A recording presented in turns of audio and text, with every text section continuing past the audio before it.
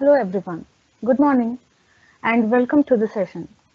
My name is Arifa and I'm the support escalation engineer here at Microsoft. Today we are going to discuss about identity authentication and troubleshooting scenarios. This session encompasses overview of various authentications like basic, modern, common troubleshooting scenarios with managed and federated identities. We'll also talk about analysis of sign-in activities and conditional access policies to troubleshoot sign-in failures. All right, so before we begin, let me give you an overview of all the topics we will be covering today.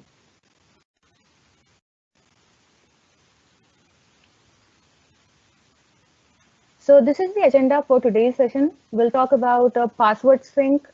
We'll talk about pass-through authentication. So in password hash sync authentication and pass-through authentication, we'll discuss about how it works.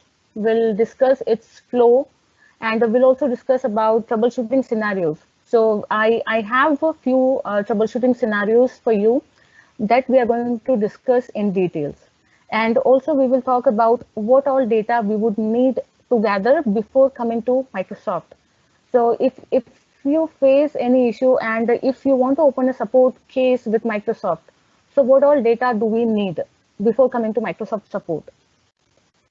We'll also talk about security and reporting.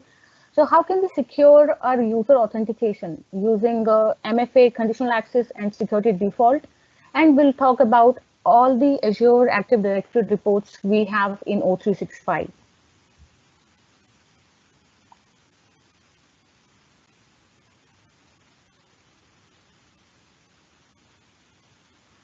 So I will start with authentication terminology. We have two types of users here, managed users and federated users. So first, let's talk about managed user. So in identity, from identical standpoint, we are already aware that there are two types of identity. The first identity is created directly in cloud, right? And we know it as cloud identity. Or if we talk about users, we call it as a cloud users. Second identity, which is sourced from on-premise. And it could be a Microsoft implementation of Active Directory, or it could be a non-Microsoft implementation of Active Directory. Now, these identities are, when we look at them in Azure portal or in Office 365 portal, we would see them as synced with on-prem. So when you look for these users in Office 365, you can check their status and it will be showing as synced with on-prem. While at the same time, if we search for the cloud user and if you go to details of any of these users, it will show as a cloud user.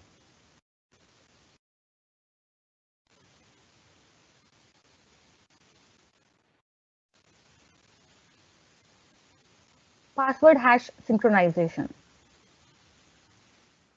Password hash synchronization, it is a feature of Azure AD Connect, and it is the easiest authentication option to implement.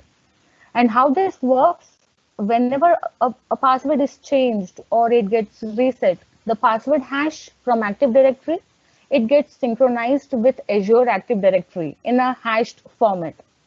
And whenever we are changing new password, so what happens? The new password hash, it gets rehashed and then it gets synchronized to Azure AD almost immediately.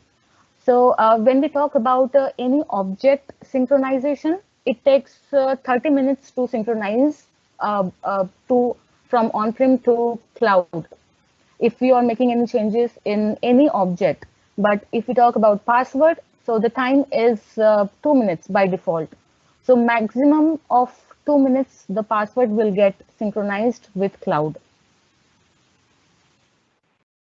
For example, if you have already logged into your account in Office 365 portal and your session is active, but at the same time, if your admin resets your password from Active Directory, so it will take 2 minutes to sync that password. However, as the session is already active, your session, it will not get disconnected. If it will not get disconnected, then what it will do? It will wait for the session to get expired. And then once the session gets expired, then again, you will get a prompt to put a new password. And at that time, we need to put the new password. So this is how it works. And we can also integrate the password hash synchronization with a single sign-on and SSPR and password write-back features. So these are the features we can use while configuring Azure AD Connect. And if a single sign-on is also enabled, so the users, they will often experience true single sign-on. And it will also help by reducing the number of passwords your users use. And they just need to maintain only one password. And what else it can do? It can improve the productivity of your users, and it will also reduce your help desk cost. Optionally, you can set a password hash synchronization as a backup if you want to use federation. So let's say if you want to configure ADFS and as a single sign-on method. So in that case, what you can do is you can also enable password hash synchronization. So if in any case your ADFS gets broken, or if we see any issue with ADFS, so what it will do, it will fall back to password hash synchronization, and it will continue syncing your password from on-prem to Office 365.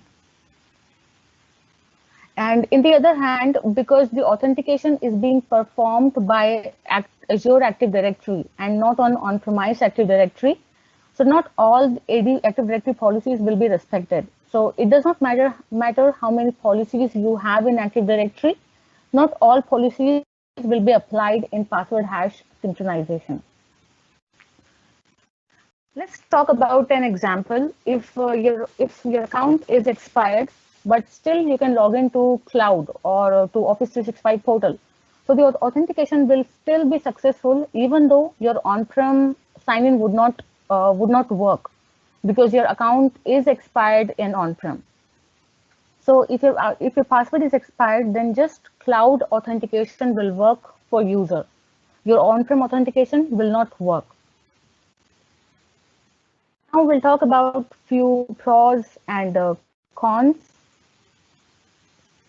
With the password hash synchronization, we can integrate it with a single sign-on, we can integrate it with SSPR and with ADFS as well. It is very simple to deploy and administer, and it is of course it is a free of cost. We don't need any additional license to use password hash synchronization. You just need to install Azure AD Connect, and from Azure AD Connect wizard, you can enable password hash synchronization.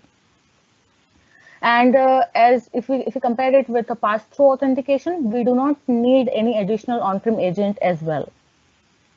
Now with these pros, we have few cons as well. As our user account's password, it will get synchronized to Azure in a hashed format. So if you have any policy, any local policy which prevents you to synchronize your hashed password, then we need to bypass our PHS configuration from these policies. And as the authentication is happening in cloud, so the password distribution, it will happen on more than one place.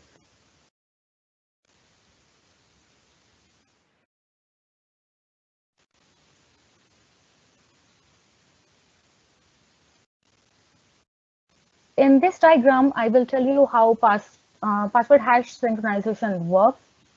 So here, as you can see that we have a domain controller, which is on Windows Server 2016.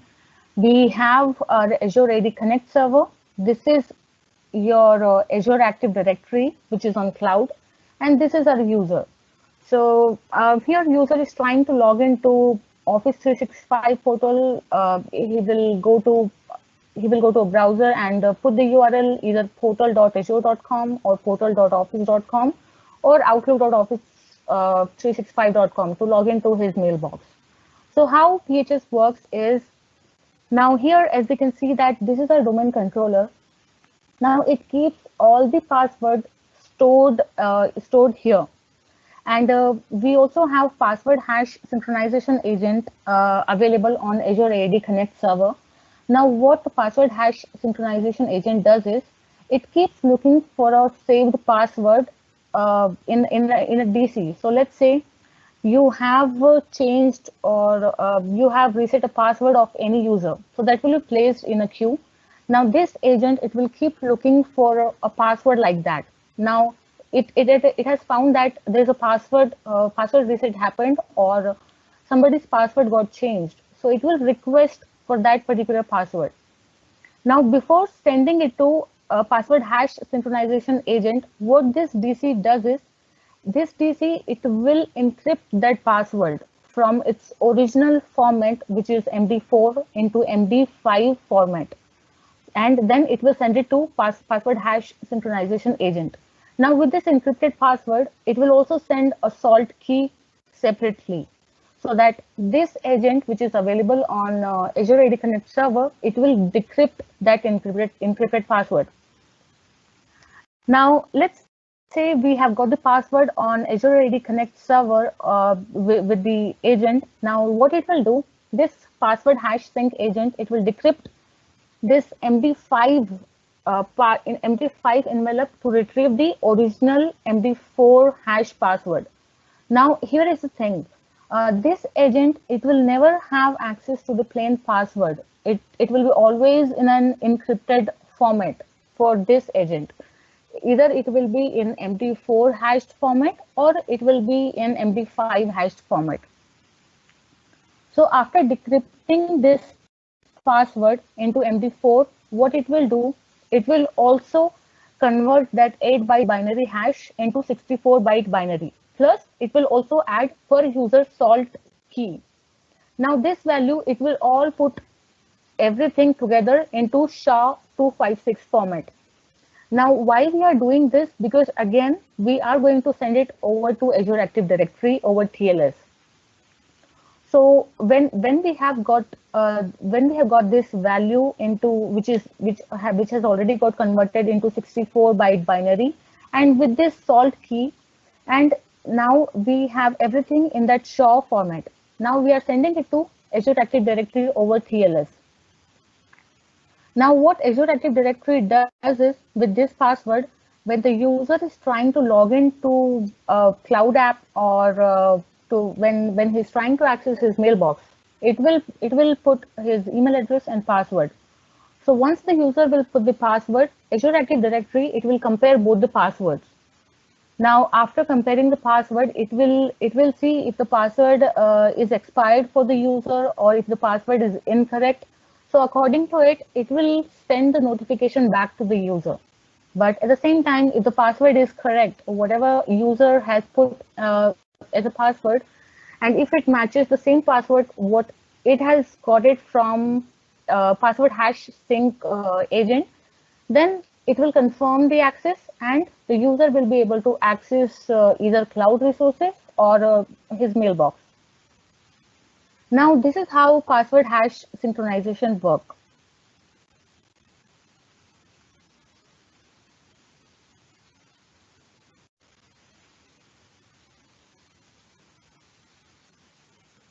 We'll talk about some troubleshooting scenarios related to password hash synchronization. So this is the scenario first, where we have this user named Zishan, and let's say if admin or if we are resetting password for this user account from AD. So when we reset the password from Active Directory, you will get this new window. Now we can put the new password, and you can see that this is the option we are seeing here. User must change password at next logon. So if you check this option here, what it does, it will change this password into a temporary password. And if you uncheck this option, then the password what we are putting here, it will be the permanent password. So this option, this is what it does. Now, while resetting the password, we have put the password and we have checked this option and click on OK. Now, after this, when user is trying to log into Office 365, he goes to the portal, he put the URL, he put the email address and the password. After putting the password, he clicks on sign in and he gets the error message. your account or password is incorrect. If you don't remember your password, reset it now. So as you can see that the user is not able to log in, and he got the error message. Now let's say user must have thought that I might have put the wrong password, so let me try it again. He tried it multiple times, he tried it from a different browser, and still he's getting the same error message. So what has changed, or why is it happening? So there can be, I'll tell you what all things we need to check here. Now, if your users are getting the same error message as we got it now, and if you are sure that you are putting the correct password, what you can do is, as an admin, you can go to Azure Active AD Connect wizard. You can open it, and you can see this troubleshoot option here. So while opening the wizard, you can click on troubleshoot option.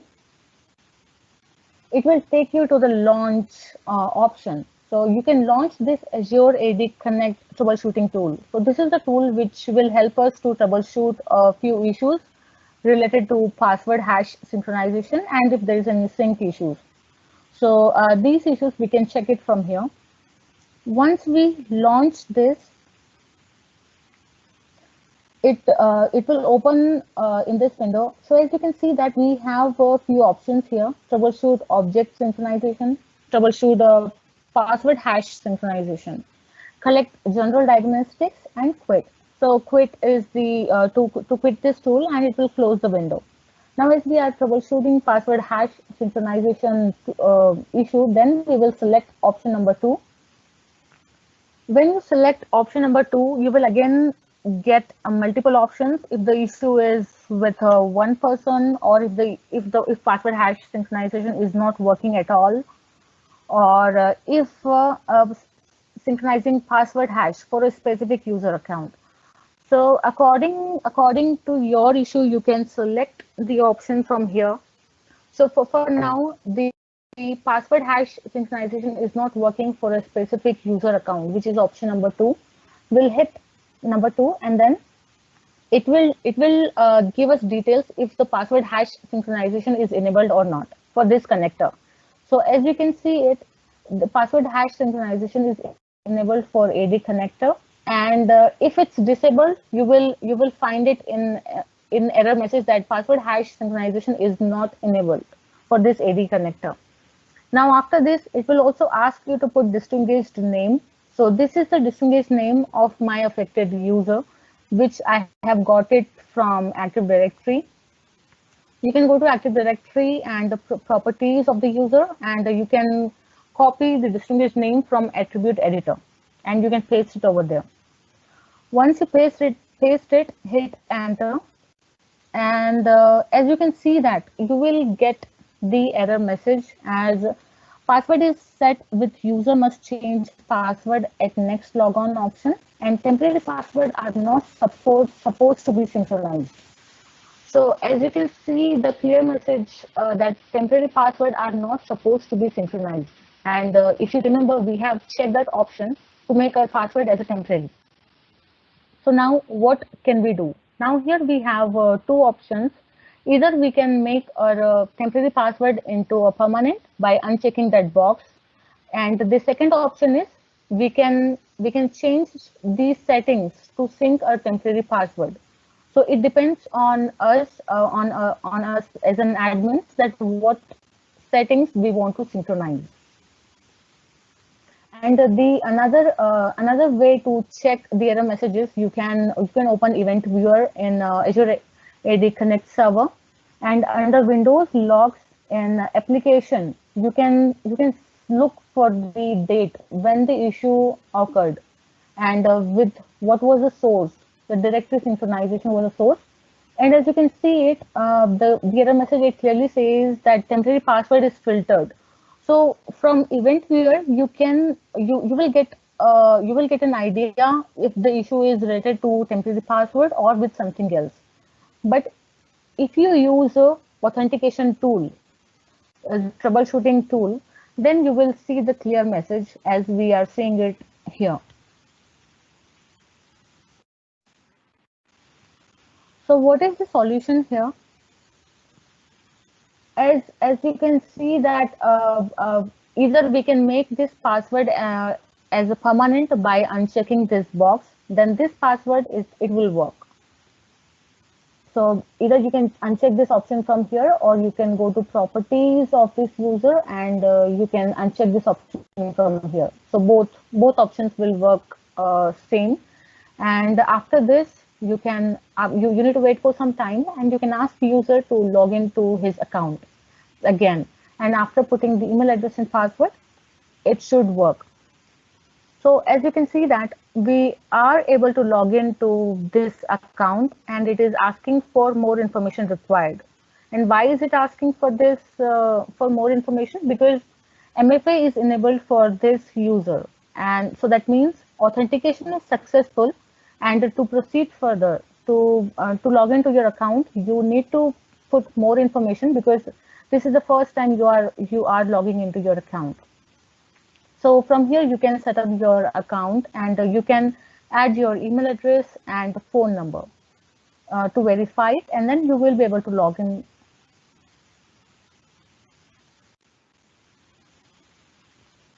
Now, for the same scenario, if your admin, or if you want to synchronize temporary password, so what can you do? So you need to go to Azure AD Connect server, and you can run this command get-ad sync AD company feature. Now here, as you can see, the second option, which is force password change on logon, and it is set as false. So by default, this option is set as false, which means temporary passwords are not supposed to synchronize with cloud. And if you want to synchronize temporary password, then we need to change this false to true.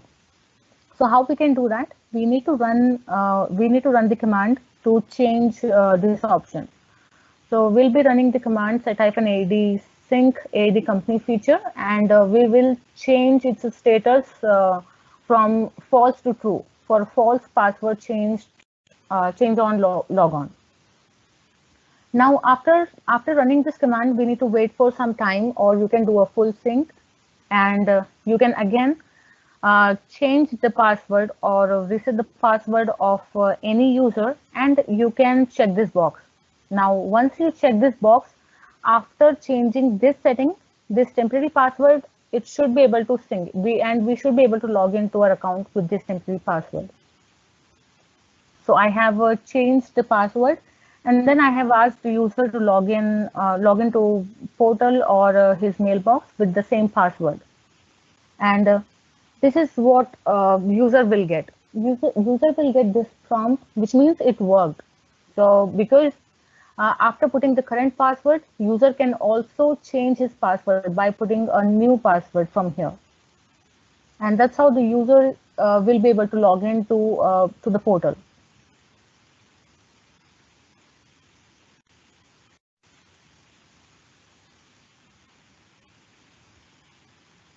Data collection. So in password hash sync authentication issues, if you find any issues, and if you are going to open a support request with Microsoft, so what all data you should be able to get it or put it in the ticket before reaching out to Microsoft. So the event logs is the main thing that we need to get from Azure Active Directory server.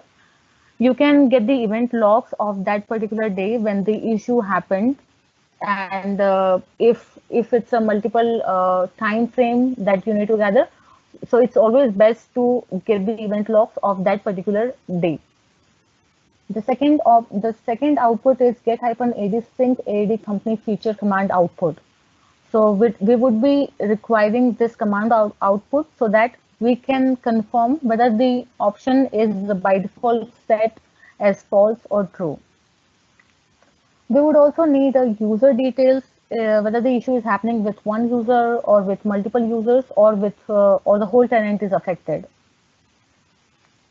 Working for single user or all user, it's the same thing. And when did the issue start? So if the issue started, I mean, if there can be multiple scenarios here. If this is the first time you are setting this up, or it was working earlier and it suddenly stopped, or so these information, it's always best to put it in the ticket. And is there any issue with object synchronization?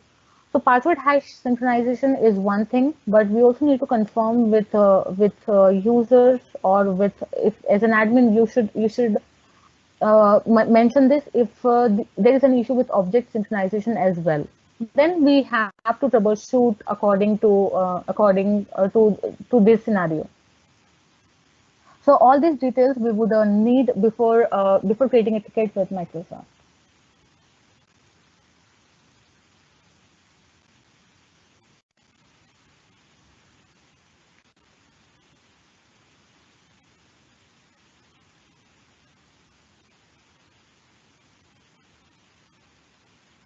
Pass-through authentication.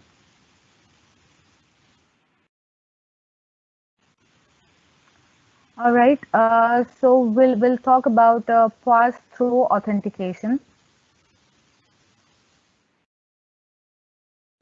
It is so what is pass-through authentication? It is a feature of Azure AD Connect, and it involves a simple service in the form of an agent running on one or multiple on-prem servers, which validates our user sign-in on behalf of Azure Active Directory with on-prem Active Directory. So as you remember, in password hash synchronization, the authentication was happening in Azure Active Directory. However, in the pass-through authentication, the authentication is happening on-prem itself. Now, this service, it can be used when on-prem validation is required. For example, I have mentioned this earlier as well. If you have any policy or rules and regulation which does not allow you to synchronize hashed password, which is, by the way, Microsoft's favorite approach. And whenever we use Azure AD Connect, but if you have any policy which is not allowing us to use hashed format of passwords, then we can go for pass-through authentication. And in this type of authentication, credentials are always authenticated by on-prem domain controllers for extra security. And we don't need any additional licensing in pass-through authentication. So we don't have to purchase any license. We just have to install Azure AD Connect.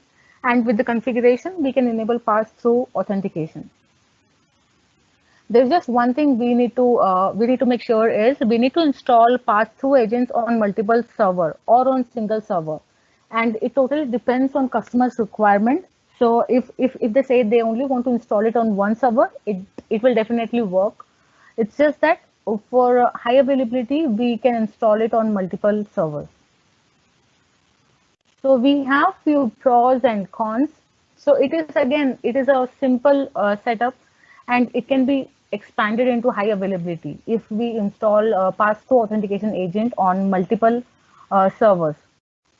Our authentication, it relies on a domain controller, and if your password gets expired, so we can update it via Office 365 portal. So your users, they can update their expired password from Office 365 portal with additional configuration. Now with these pros, we have few cons as well. There is no direct fallback in case of failure. So if, let's say, if there is an issue with the agent which is running on on-prem server, or if there is any issue with that particular server, and God forbid if you only have one server, so then what will happen? There is no fallback. So in that case, the agent will not be working, and your authentication will also get stopped, and the users, they will not be able to log in to the portal or to their mailbox. And PTA, it is also intended to be used with modern authentication. So we'll have to disable legacy authentication if you want to use PTA as a best practice. And security updates, it may render previous configuration. So whenever you face an issue with respect to pass-through authentication, so we always ask if there was any upgrade which was installed recently, or if you have made any changes in the configuration. So all these things we need to check if we face any issue.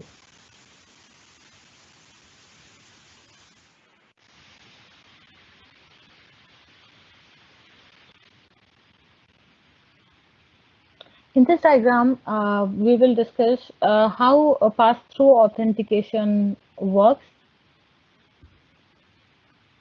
So as you can see that we have our user available here.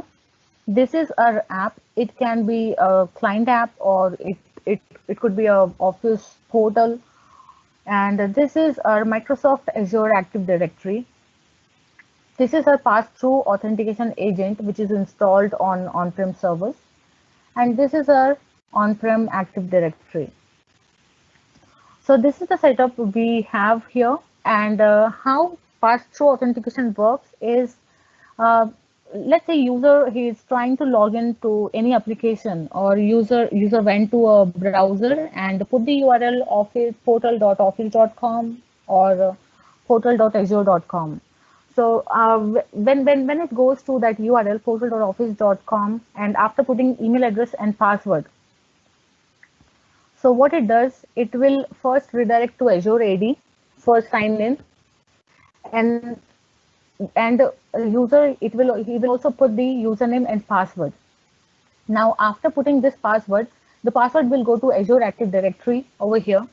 Now what this Azure Active Directory job here is, it will encrypt this password in an encrypted format with a public key, and it will place that password in a queue. Now why we are placing that password in a queue, that we are going to discuss it here. Because here as we can see that we have pass-through authentication agent, which is installed on on-prem server.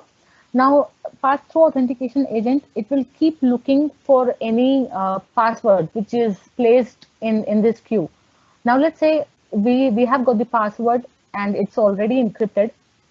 Now this agent, what it will do, it will pick up the request from the queue. Now agent, it has got the password, and it will decrypt the password using its private key. After decrypting this password, now this agent, it also has to confirm or validate whether the password is correct or not. So how it will verify? It will send a request. It will send a request to Azure Active Directory, and this agent, it validates your username and password against our on-prem Active Directory. Now, after comparing the password and after validating the password, there are few outputs what user can get if the password got expired, if the password is incorrect, and if the password is correct, or if your account is logged out. So these four conditions we can get it as an output according to the scenario. Now let's say if the password is expired, so whatever output it validates, it will send it back to pass-through authentication, and then it will send this response to Azure Active Directory. Now this Azure Active Directory, it will send the same response to user who is waiting for its response if the password is incorrect, or if the account is logged out, or if the password is expired. So with all these outputs, user will get these response from Azure Active Directory, and if the password is correct, the user will be able to log into these apps or Office 365 portal in that matter, and the user will be able to access to cloud resources. So this is how pass-through authentication works.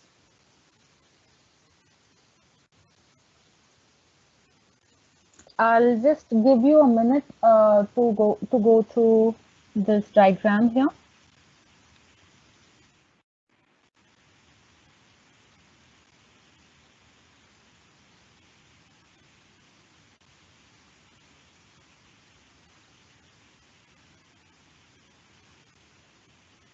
All right. So now we will talk about pass-through authentication troubleshooting scenarios. So here we have scenario 1. Now let's say here we have the user try to log into his account or Office portal by putting the URL portal.office.com, and once he put the email address and password, he gets the error message, sorry, that did not work, please go back to office.com and try again. So as you can see that we are getting this error message. So what what troubleshooting we can do from here. So if a pass-through authentication is enabled for the tenant and if any user is facing any issue, so what are we going to do is we will go to Azure portal. So you can simply, as an admin, you can simply go to Azure portal by portal.azure.com, and under all users, you will search for the user, for the affected user, and click on details. So you will see the sign-in details for this particular user. Now, as you can see that with all these details and with the username, and it will also give you the app details where the user was trying to log in to which app and with the time frame, and it will give you the status as well. So as you can see that we are seeing failure status for this user on this date. Now, how to get more details about this sign-in status? You can double click on this row, and you will see more details. Now with this, when you double click on it, you will see request ID, you will see correlation ID with the username, with the email address of the user account, and with the timestamp. You will also see the application and application ID. And with all this information, you will see the failure reason. So as you can see that it's very simple if you look at this way, that you will get to see all the details if you go to Azure portal, and if you click on details of affected user properties, and if you see sign-in logs. Now it's in the failure reason, as we can see it here, it says authentication agent unable to connect to Active Directory. Make sure authentication agent is installed on a domain join machine that has line of sight, or it has a connectivity. So from by the error message, as we can see that there is something wrong with the agent, with the authentication agent. So how do we look further, or what details we have to check after this?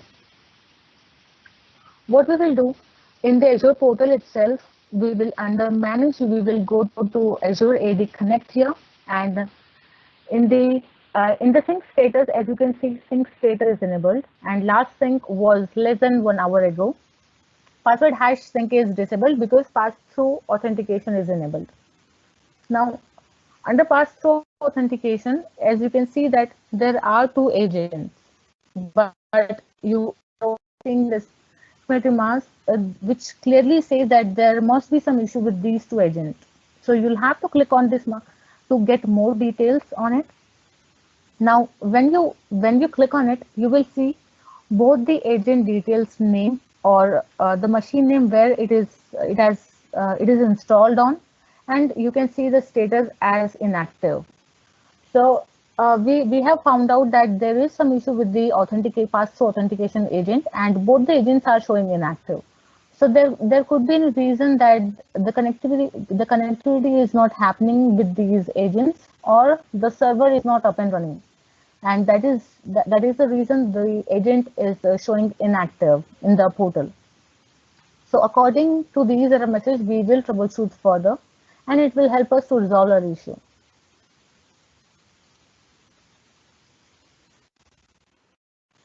In troubleshooting scenario 2,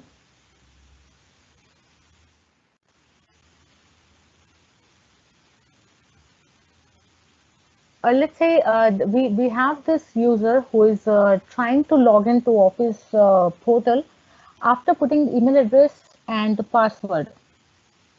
The user will get this error. Sorry, that did not work. Please go back to office.com and try again. Thanks. Now, if you see this, what are we going to do is we will do the same thing. We will go to Azure portal. We'll check the properties of the user account, and we will see we will look for sign-in logs. In sign-in logs, as you can see that in a failure, you will see the failure reason as well.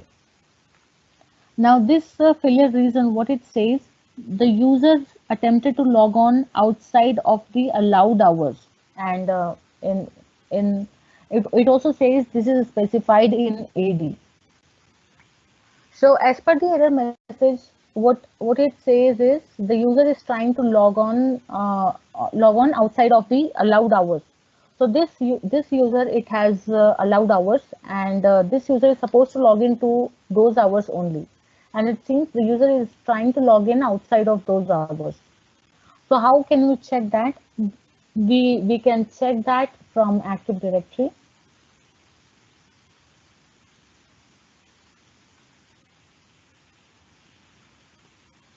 You can go to Active Directory, and you can go to properties of this user account. In account details, you can see the logon hours. So as you can see that the logon hours for this user is from Sunday to Thursday. And it seems that the user was trying to log on either on Friday or Saturday, and that's why the user was getting the error message and he was not able to log in. So that is how you can troubleshoot if there is an issue with pass-through authentication.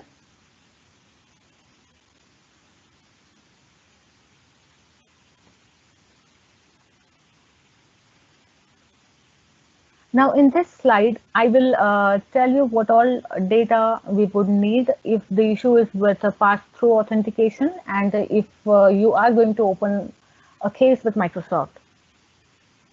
So as you can see that we would need event logs. We would need the event logs of that particular day when the issue happened.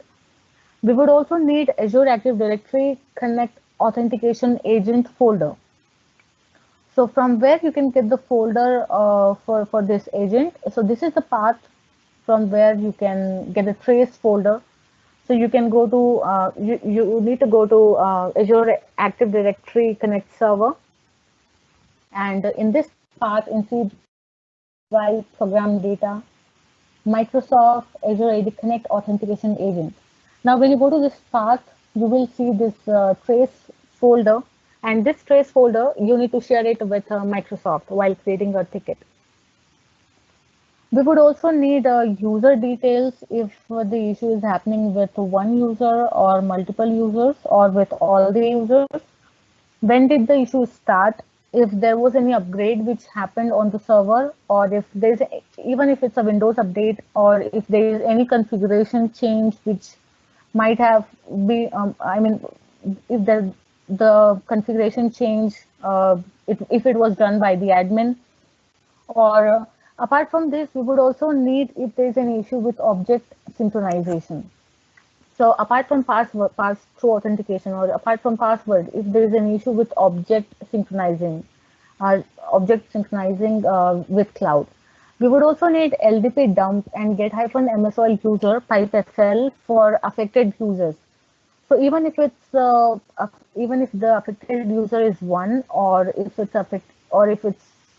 it's multiple, then what we would need is we would need LDP dump and get-msl user pipefl for at least one user.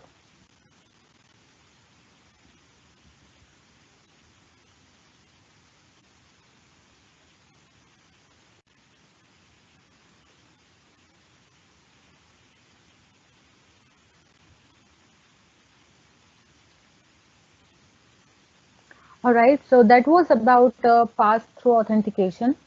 Now we will talk about multi-factor authentication. So there are different ways to secure our user authentication. Here we will talk about multi-factor authentication, security default, and conditional access policy, which is used by a lot of our customers. Now, passwords are the most common method of authenticating a user sign into a computer or online service. However, as we see, most of the people, they choose a very easy password, and most of the time they use the same password for multiple assignment to a different computers or services. So they use the same password for all services, or if they are using multiple services, it's still preferred to use the same password so that they won't forget the password. But now we need to, as Microsoft, we need to provide additional level of security for sign in. So for sign in, we must use multi-factor authentication, which uses both password, which will be strong, and multi-factor authentication. So it's also a process where a user would be prompted during the sign-in process. So when you put the email address and password, after you put the password and password gets successful, it will give you a prompt for an additional window of identification, such as to enter a code or to answer your phone and or to use your authenticator app. So it totally depends on your admin, like which configuration he has set and how he wants you to verify your identity.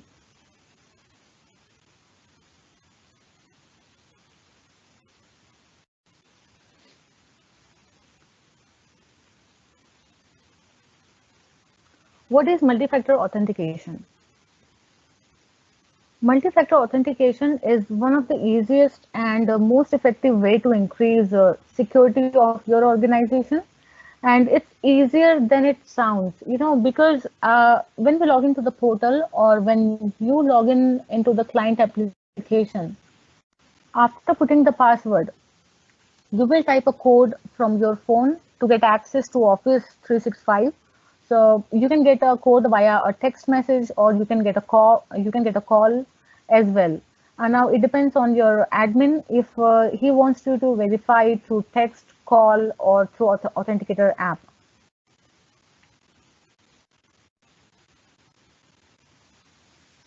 Now, why do we focus on phones for second factor authentication?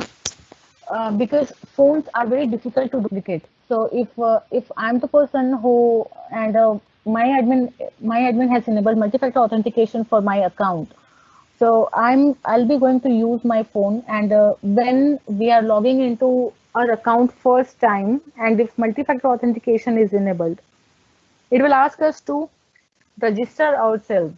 So when the first time when we are trying to log into our account, we can add our email address, our alternate email address, and our phone number to get the text message or a call.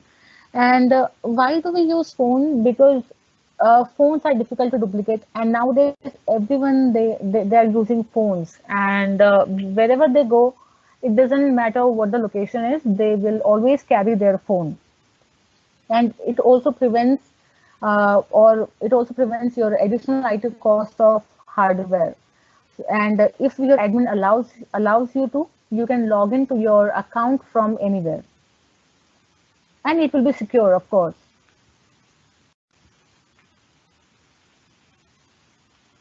So how do we register? So this is a window, as you can see it here.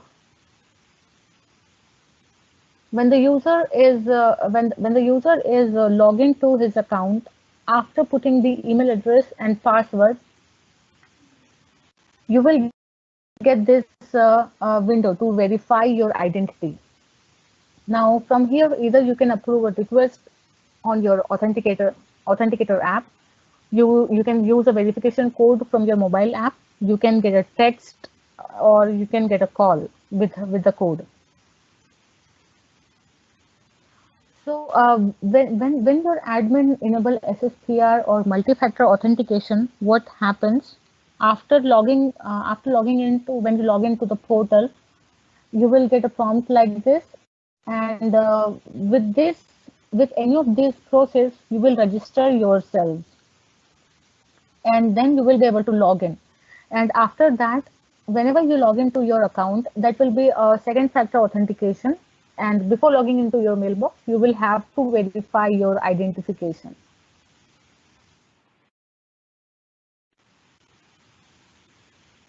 Now, there is one more setting which I would like to highlight here. Now, let's say if your admin has enabled a multi-factor authentication today, and if you log in, so if you log into your account today itself, so from today, you can count 14 days, and for the next 14 days, you can delay this verification process. Now, let's say if you don't want to register yourself, so that time frame is 14 days. So for next 14 days, you can delay this verification process. But on the 14th day, you need to register yourself, and that is how it works. Now let's say if my different authentication is enabled and the user is on leave. So how that 14 days work in this scenario?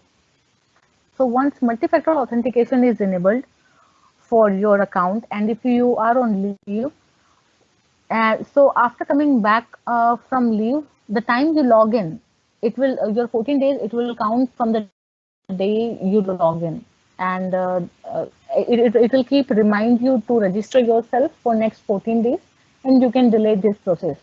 But again, on the 14th day, you need to register yourself.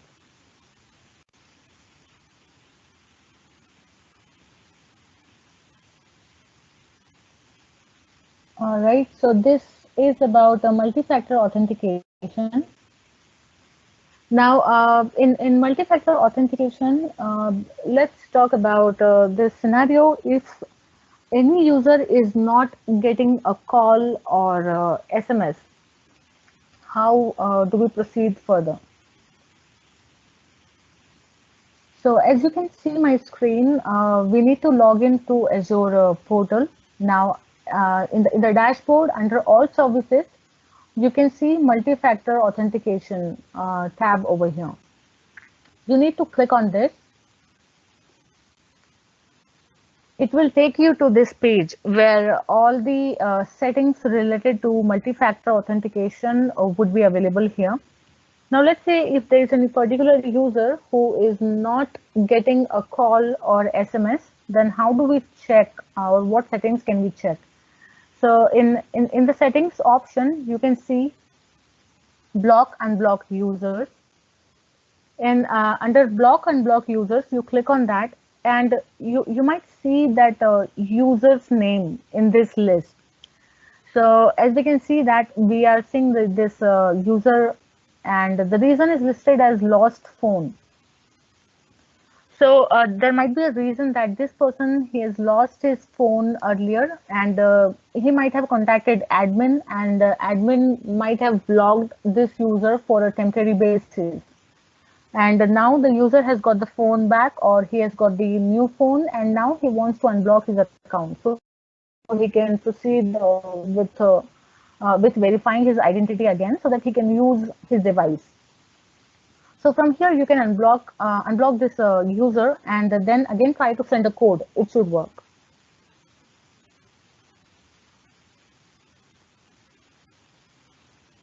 You can also put the reason for unblocking here.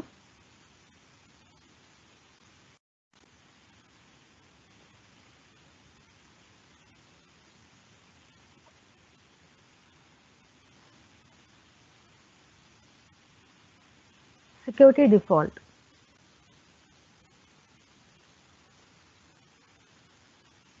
Security default, so it is a new feature for Microsoft Office 365, and it is by default enabled for the tenant, which is created after October 22nd, 2019. So this is a new feature which has announced in 2019, and after so there are tenants which was created after this date. By security default, it will be enabled by default. Now, what about the tenants which was created earlier? So Microsoft is enabling these security default for these tenant in batches, or if as an admin, if you want to enable security default for your tenant, you can enable it from Azure portal. I will show you in the next slide how we can enable it. Now here, there's one more thing I would like to highlight. Let's say if you have a premium license in Azure, and if you want to use conditional access policy. So there's one clash here is if you have enabled security default, then you will not be able to use conditional access policy even with the premium license. For using conditional access policy, you have to disable security default first. Otherwise, whenever you go and create a conditional access policy, you will get the prompt that security default is enabled, and for using conditional access policy, you need to disable security default first.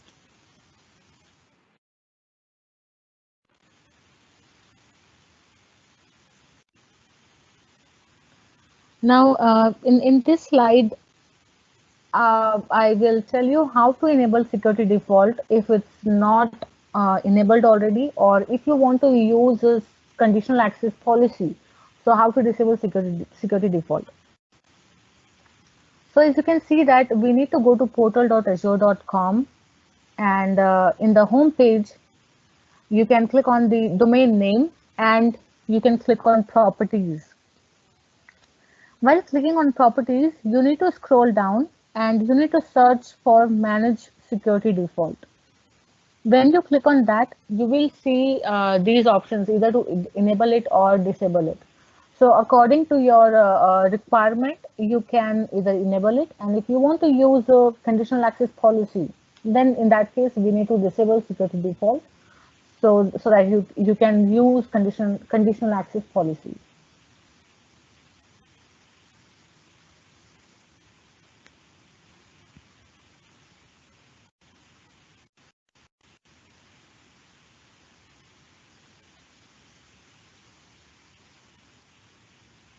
Conditional access policies. So what does it do? Conditional access allows administrator to control what Office 365 users can gain access to apps based on if they have passed or failed certain conditions. So it says by its name, we can create conditional access policies, and we can put a multiple conditions, like if you want users to log in only from a particular location or only from a particular devices, so we can put these conditions like that. And if you want only few users to have access on fewer apps, and if you want to block uh, access for other apps, we can do that as well. If you want to apply any policy for one user, for multiple users, or for a group of people, we can do that as well.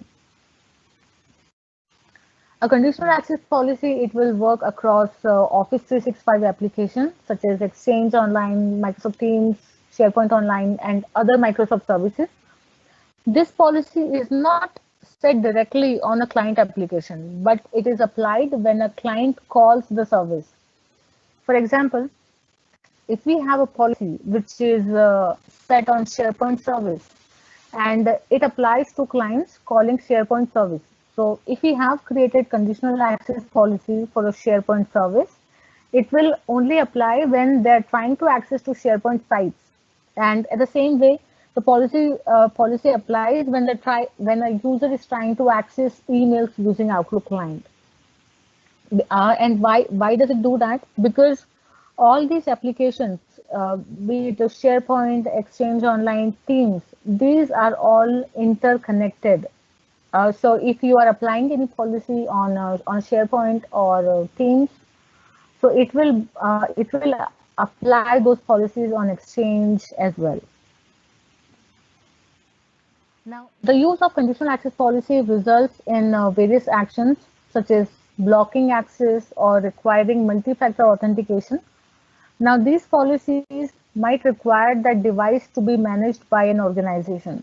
So you must have seen these conditions where it asks us to verify, or you need to validate yourself by either using a multi-factor authentication method, or it might require you to have a device which is compliant, or which should be compliant.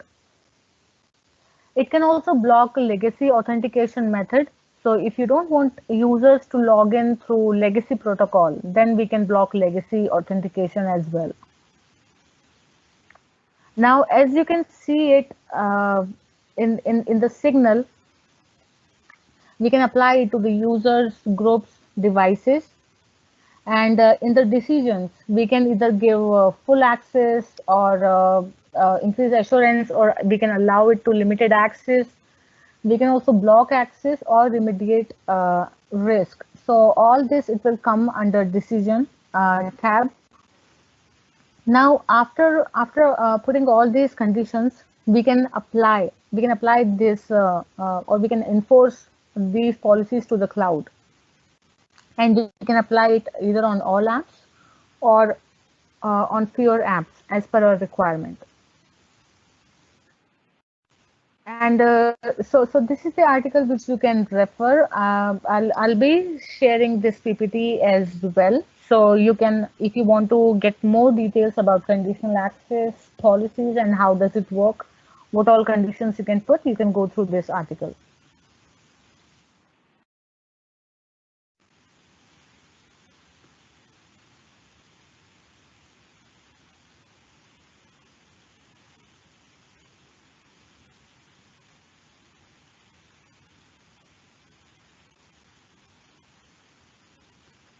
All right. So in this slide, I will show you how you can configure conditional access policies, and I'll give you a brief idea what all options we can select.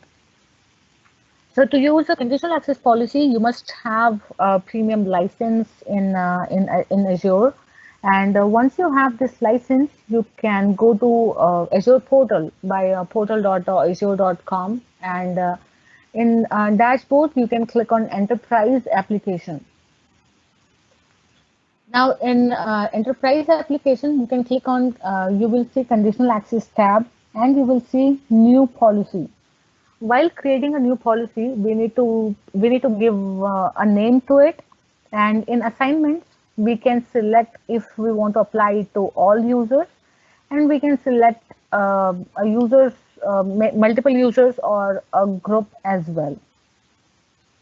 So from here we can include these users. We also have this option to exclude. So for example, if you want to apply this policy to all the users apart from a set of users, so you can put their name under exclusion list. And the next option is to select the cloud apps or actions. So from here you can select either all cloud apps, or you can select multiple apps or a single app from this list.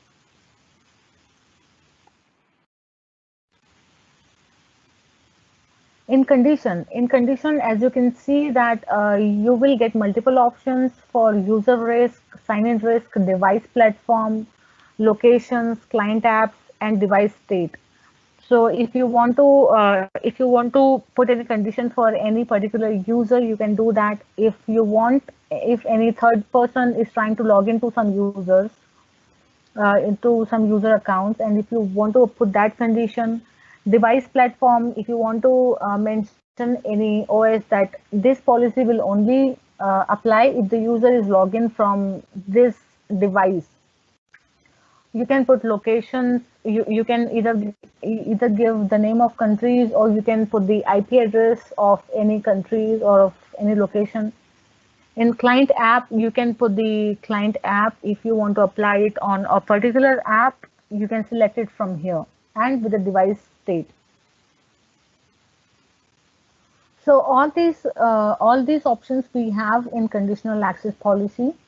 So just to learn this, how does it work, you can just play it around a bit, but not in production environment, because we need to careful if we are applying this policy for any user, then we will make sure that the conditions are correct, and we at least have one admin user on which this policy is not applying. So at least you can log into the portal and you can make changes, or you can just undo the changes if you do not want to use this policy.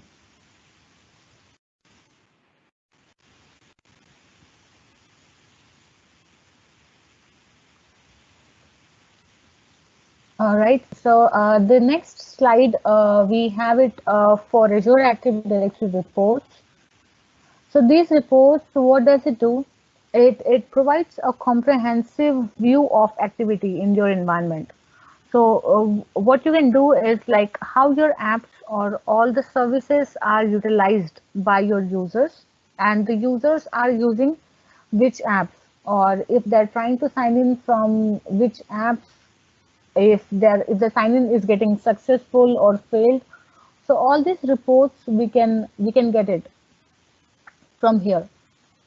Now there are users whose accounts get blocked, or if there are any third person who is trying to log into any of your user account, and it will also help you to troubleshoot issues, because we have seen issues where the issue, if there's an issue with authentication, then we can get help of these reports. like sign-in reports, audit logs. So basically, there are two reports: activity report and security report. So activity report, it gives fewer details of it, and it gives you the details of behavior of users, which are present in your tenant. So how many times they have signed into your tenant. So we can get the data of past 7 days if you don't have a premium license. And if you have a premium license, we can get up to 30 days data. Now it also depends on the license, what kind of license do we have, and we can pull the reports of activity reports. And I will show you if we can get the data of sign-in reports, audit logs for how long. If we have premium one license, premium two license, and the basic license. So we are going to discuss it in further slides. Now, security reports, what it will do by the name, we can make it out by the name itself, that it helps us to secure our organization. So it will end up these two reports, and it has also subcategorized into different reports.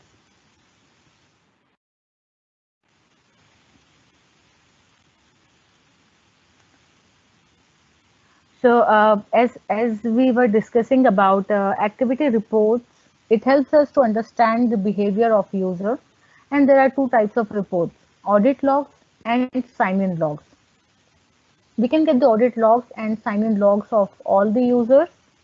Uh, so audit logs, it's like when anybody has got the access, and if you want to know who has given them access, so that kind of report we can get it from audit logs. And we can also generate, and if there is any password change happened in your tenant, so we can pull those kind of reports as well. In sign in, we can determine if user has signed in from how many locations, from which devices, and if user has tried to log in. And when you pull these reports, you will get more details, including the IP address from where the user was trying to log in. If there is any conditional access policy is applying when the user is logged into this app. So with these two reports, because these two reports are very helpful when we troubleshoot authentication issues.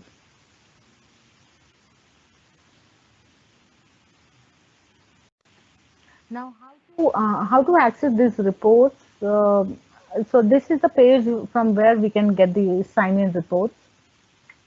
All these reports, again, we need to log into Azure portal, and under on the home page, you can see the sign-in option under monitoring tab. When you click on sign-in, you will see a list of users who has logged in the past 7 days. So by default, it will give you the details of past 7 days, and again, it depends. If you have a premium license, you can customize the date, and you can get the data of past 30 days as well if you have a premium license. Now, as you can see that the user, you will get the user details, so what application they are trying to log into, their status, their location, and if conditional access has applied on this on this sign on or not. So all these details you can get it. And once you have this report, you can download this report as well. Because most of the time, what happens when you are troubleshooting with a Microsoft person, so they may ask you to get the sign-in logs or audit logs from the portal. So this is the place from where you can get the reports.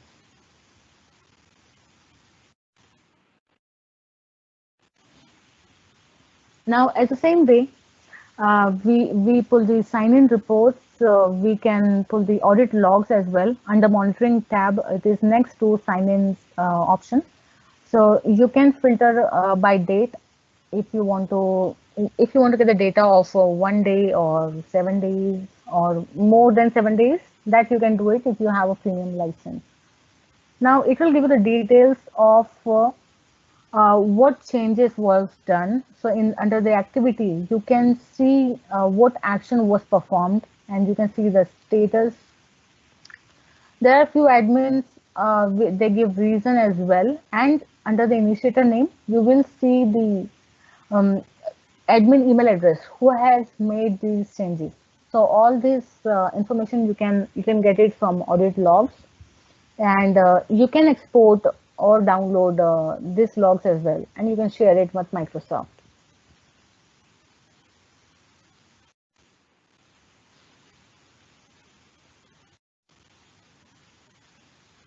Now, security reports. So this is helpful to protect your organization identity, and it has also separated into two options. Users flagged for risk, which means you can get a list of user account. If there's any user account that might have been compromised, it will be listed under this list. And the second one is risky sign-in. So under risky sign-in, you will get the report of the user accounts whose account were trying to get access by some other person. So there are people, or we can say spammers, they are trying to access to any of your user account. So this information you can see it under risky sign-in. Now, how to get this data? In the Azure portal, in the home page, uh, in under the report, you can see risky users and the risky sign-in. In risky users, as you can see that we have two users whose accounts are at risk, and you can see when was the last time they tried to log in. So if you want to block any of these users just for a temporary basis, you can select the user and block it from here. And then you can figure it out what is happening with this user account, or why this user's account is showing at risk. And under risky sign-ins, you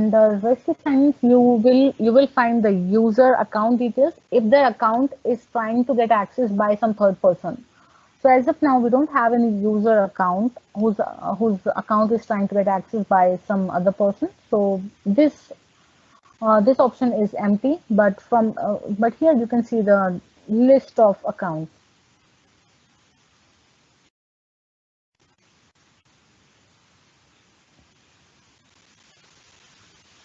How long does Azure AD store reporting data? So as we were discussing about Azure premium licenses, so we have Azure AD free, Azure AD Premium 1 and Azure AD Premium 2 license. And if we talk about reports, so we have audit logs, sign-in logs, Azure AD MFA usage, users at risk, and risky sign-ins. So all these reports, as you can see that you can just have a look, and you will find it. If it's a basic license, then we can get the reports of all these reports of 7 days, and only the MFA usage we can get it for 30 days, and this is by default for all three license. But apart from this, for the basic license, we can get all these reports only for 7 days, and if it's premium 1, then the days it got extended to 30 days. So all these reports we can get it of past 30 days. Now, if you have a premium 2 license, so audit and the sign-in logs, we can still pull it off past 30 days. But when it comes to users at risk and risky sign-ins, we can pull this reports of past 90 days. So this is the days we have it here, and it depends on your license, what license you have, and accordingly we can pull the reports.